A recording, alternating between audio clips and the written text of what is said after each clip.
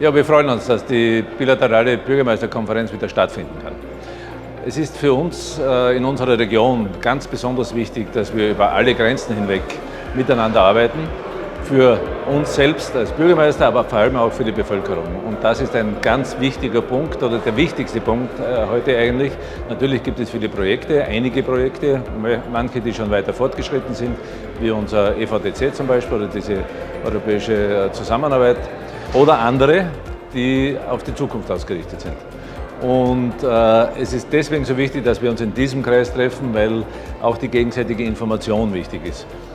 Die gegenseitige Information, wer ist. Es gibt immer wieder neue Gesichter, die sich auch hier kennenlernen können und auch die Institutionen. So, ich bin auch sehr froh, dass der Herr Botschafter uns besuchen wird, der hier sieht, der ja faktisch neu ist für uns, der aber hier sieht, wie es gut funktionieren kann und wie es in Zukunft noch besser funktionieren kann.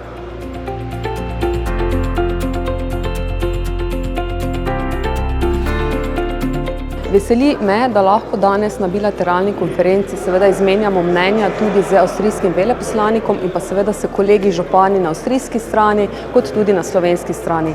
Združujejo nas skupne vsebine, občine ležijo v biosfernem območju in seveda vsebin za pogovor je več kot dovolj.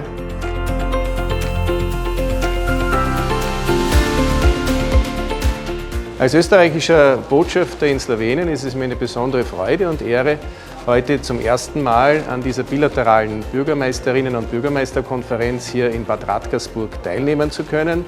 Wie ich schon vorher während der Sitzung gesagt habe, ist die Zusammenarbeit in dieser Region ein Musterbeispiel für die ausgezeichnete, hervorragende gemeinsame Arbeit zwischen den beiden Ländern Slowenien und Österreich.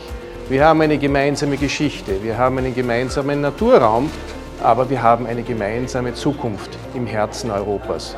Und daher finde ich die Projekte, die heute vorgestellt wurden, wie insbesondere die Vier-Länder-Entwicklungsstrategie, der UNESCO-Biosphärenpark und insbesondere die Brücke der Freundschaft, die im September errichtet worden ist, als Musterbeispiele für ausgezeichnete, grenzüberschreitende Zusammenarbeit.